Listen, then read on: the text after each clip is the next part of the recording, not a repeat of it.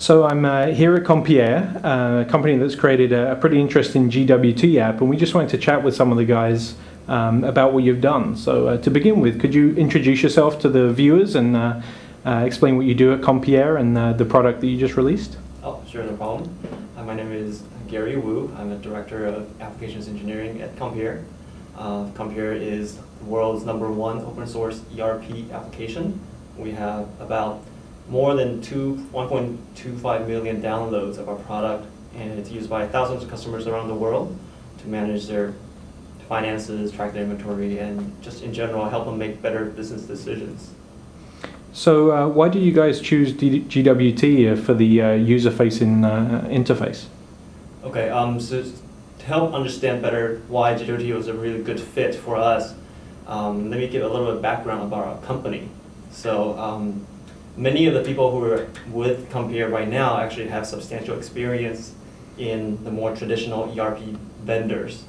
And what we're seeing traditionally in that kind of space is that the ERP applications that exist currently out there in the market have grown increasingly complicated and very costly to actually use and implement. So first of all, you have a very high upfront license cost, but above and beyond that, you actually have to pay a team of consultants to come in and implement the application.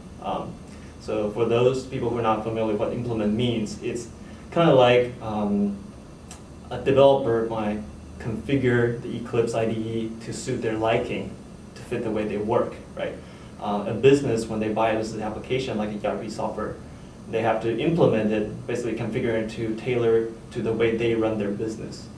And with traditional ERP software applications, we find that it could cost upwards of millions of dollars to have them actually fully configure a piece of software before they can use it, right? So many of us thought that, well, first of all, there must be something wrong here. Why do you have to pay millions to configure software, right? First of all. Second of all, just the sheer cost really puts this kind of enterprise-grade information systems out of the reach of a lot of businesses, right? To the extent that only the richest, the most established businesses are able to afford these kind of software. So our mission here at Compiere is to really make enterprise-grade information systems available to the masses, to any business that want to conduct their business processes better, more efficiently, make smarter decisions. So and the way we do that here is by making it easier to acquire, making it easier to configure and implement, making it easier to use, and making it easier to maintain ERP software packages.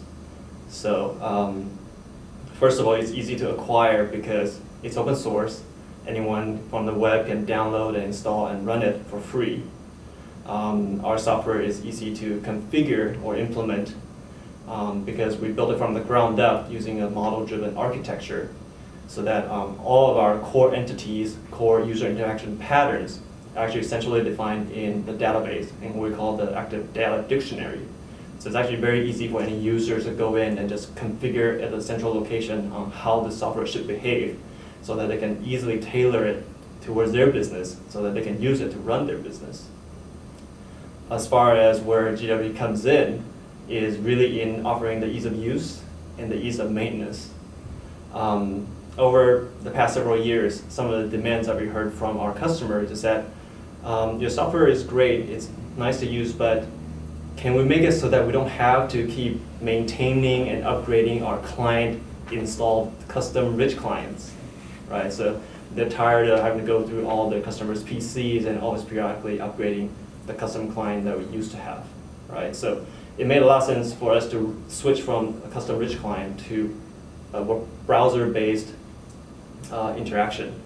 But we, at the same time, cannot afford to lose the rich interaction that we used to have using a rich client, because after all, we're about making business more efficient. So it has to be really easy and highly productive for the users to actually use our product.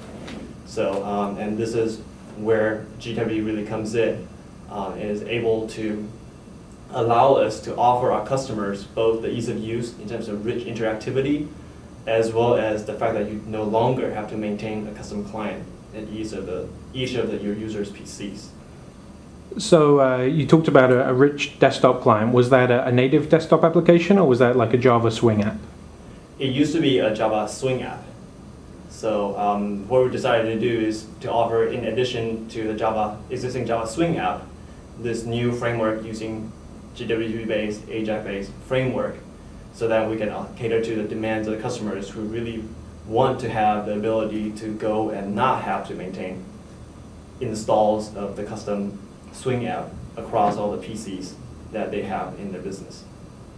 Great. So let's talk to some of the other guys about your actual use of GWT. Great, thank you. So I'm here with another couple of engineers from Compiere. Could you guys introduce yourselves too? Okay. Hi, my name is Di Zhao. I'm the software architect for building the web-based platform. And I'm Chris Gregg, and I'm the user experience architect for Compiere. Ah, cool. So when you're used to a rich framework like Swing, what was it like the learning curve and all that kind of fun stuff when you go over to an AJAX-based application? Go ahead. Well, I think in general it's one of the more difficult things to do because you're working with a new language. With Swing, you're used to Java with MVC paradigms. With AJAX, you're switching over to JavaScript. You're switching over to a new set of problems like browser incompatibilities, layout incompatibilities, and that's where GWT is really a great tool for the developer to leverage, in that it takes that JavaScript, that new technology, the new expertise out of the equation, and you can stay in something that you're very familiar with, like Java. Great. So you're a whole Java shop, and you didn't want to make the jump to JavaScript per se, so this allowed you to stay within the happy Java land. Correct, within our familiar territory. I guess by doing that, actually, because we are using Java instead of JavaScript, by doing that, we gain a strong typed language, and we gain a much mature language with the much mature IDE that we can we're familiar with. Our entire platform is built on Eclipse development platform. So we are able to debug the application from client to server in one environment. That saves us a lot of time, development time. We're also able to, since we are learning from in the beginning, and we are also learning along the way when we develop the application, because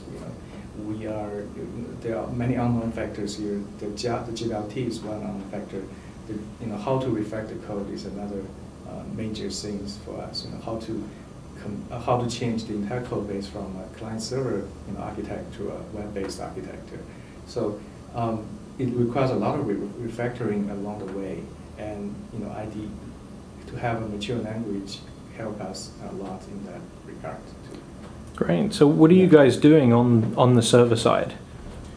Well, kind of like what Gary talked about, the heart of our platform is something called the Active Data Dictionary, which is essentially a live repository of completely customer-defined metadata that gives control over the entire application, how their business processes are or take form on our platform.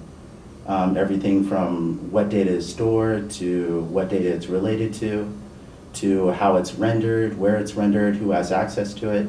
But everything is completely defined from this common metadata definition.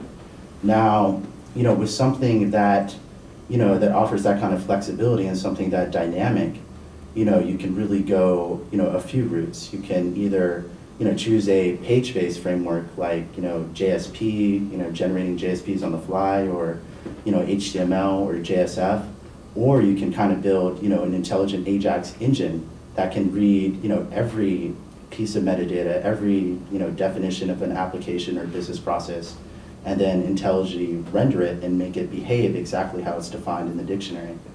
Now, in the first route, when you're generating JSPs on the fly or HTML, it's definitely feasible to do that. But the problem is you lose complete debugging, you lose maintainability, code readability. Now, what GWT in particular offers is the ability to stay, in your domain of expertise, Java, but also, a strongly typed language that, encourages good, maintainable software engineering practices. So, our normal class definitions, there was a lot of refactoring when we decided to add the web UI, but under the same token, because we were in Swing, we were able to leverage a lot of the same logic. which had we chosen, pretty much any other Ajax framework or even page-based framework, we wouldn't have been able to do it, nearly as efficiently.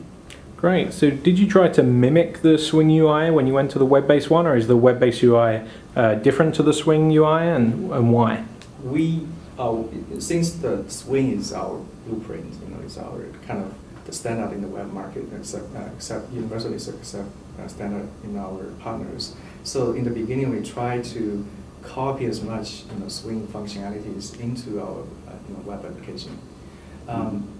We do respect the user experience, in particular the web experience. Like, for example, users are much more familiar. The web user is much more familiar with the icon click and the breadcrumb navigation, and we respect that. We also add those things into our application. But the biggest advantage of using a Swing application is the user interactability that the user gains in a native Swing application versus a web-based. By using GWT, we actually, to a larger extent, we are able to keep that user interactability into our web-based applications. Maybe later on we can demo some of that. That's the one big advantage of using GWT versus the other Ajax-based framework. That is, we have complete control over our our UI elements down to the field level. We actually build our own field, auto-completion fields, our own drop-down fields using GWT completely. Okay, so you built your own widgets? Widgets, yes. Sure. So where if we're using the other framework, we have to use their already custom-made, their custom-made UI elements. Yeah. Like Dee said, we use Swing, kind of as a blueprint. Like, we wanted to maintain functional equivalence between our old Swing client and our new web UI, but which in itself is a great challenge when you have the resources, the language, the computer resources of a desktop client. You're trying to make it perform over the web. But at the same time, you wanted to look at it as an opportunity to enhance the usability, whereas, a lot of time desktop applications are, known as clunky or overly complex or, too much power user mode. We wanted to keep all that functionality, keep the power user mode, but also kind of integrate web-based idioms that are, kind of more familiar to everyone now. And it turns out that, that's both what our customers wanted and what GWT really enabled. So when you first started to build out this GWT app, first time playing with GWT, what were some of the surprises along the way, good or bad? Okay, so we actually took a very conservative approach. So in the beginning, we built a very simple prototype, essentially a very lightweight prototype, and to see if this thing really works. And along the way, so the prototype actually works pretty well, and then along the way, we gradually add more functionality to it and increase our code base. So since I'm pretty much so couple of things I'm watching. One is the size of the JavaScript. I'm constantly worried about using the browser as essentially a virtual machine to run the application. So one thing surprised me that is the Java compiler, the JavaScript compiler. It works pretty stable. So all the bugs I found, we don't have any compilation issues like that caused by the JavaScript compiler. And the other thing is the optimization. The compiler actually optimized the JavaScript pretty well. One thing is that we can write pretty long variable names, and it can shorten to like 1 or 2 characters to reduce the code size. The other thing is that it pretty much aggressively eliminate the code not necessary in the code in the JavaScript. So that actually helps us a lot. Cool. Yeah, like Dee said, we took a very agile and iterative approach to building this platform. Again for the web UI, and we started with a very small prototype and kept refactoring and building on top of that. And really, none of that would have been possible without our familiarity with our tools, our proficiency with Eclipse, our expertise in Java. All of that, really made, what we did possible, which we think is, really great. So how long did it take you guys roughly to kind of come out with the first real release? It took us like 2 weeks to build a prototype, very simple prototype. Actually, it's quite amazing because we built the application, in a 5 months, 5-6 month framework, and the application actually contains, like what Gary says, it's a complete suite of the ERP CRM. It contains the complete suite of ERP and CRM functionalities that our original Sling client originally offers. So. Great. Will you guys show us a little bit of the app? Sure. Here we can showcase some of the functionalities and the cool features that we build along with GWT. As you can see that user login, and here we see this Compiere Professional, and this is the homepage for the Compiere for Professional, and all the major functionalities is actually in the main menu. So this is the main menu that user can access to. In addition to that, user can actually type the menu and the function modules he's looking for is in this auto completion box. I'm just trying here to demo the sales order flow. That is the essential user flow in this ERP application. So user can just type sales order and go to sales order window. As you can see that everything we just know the data into the metadata definition for this window into browser, and the browser will render the window by itself. So it's not we are going to the server to fetch the entire HTML. It's just the metadata. And here are the sales orders, and we can click on it. Go to sales order. In the entire process, there's no page refresh. It's just the web browser who is doing the rendering. Here I'll try to show some of the cool features that we did. That's actually some of the widgets that we built. One is the info window. So in ERP, user frequently will enter a lot of data, and the data need validations. And in this case, user will to save the keystrokes. When user chooses a business partner, he can just type a partial name and press tab, or just mouse over to another field, and we will try to autocomplete the username for the business partner name for them. We are actually going back to server to fetch the data and complete the possible names here. It's all done again using GWT and using our custom logic on the server side. And here it's not actually a drop-down box. It's not a native drop-down box. We built this drop-down box by ourselves. By doing that, we also gain the auto-completion capabilities.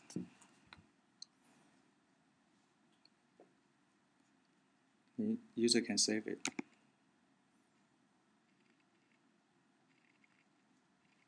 So now we save the sales order.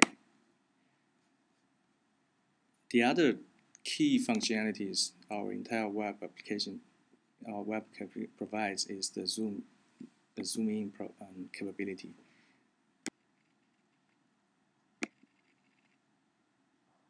When you try to examine a particular user entity from this window, you can actually just drill down to this particular entity on the screen, and it will open up another Compiere window for you to help examine the data or modify the data for the entity.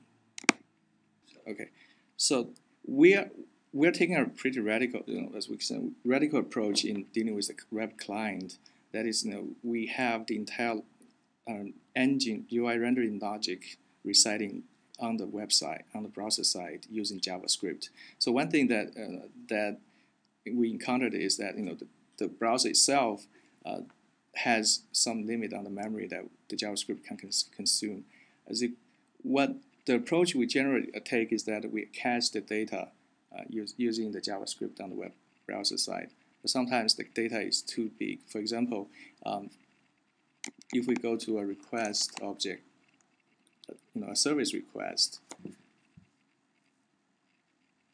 So originally the approach we took is that we cache the metadata and as well as all the possible results for each every drop-down list in one shot. That give us those JavaScript memory out of memory errors in the browser. And later on, we just decided to use some on-demand algorithm to load the data on demand. That is, we only load the first layer of metadata when users the metadata that's needed to display on the screen. And when user drill down, then we load the metadata along the way. So that basically eliminates the errors. Again, without GWT, without the mature Java language, we wouldn't be able to do those sophisticated client-side caching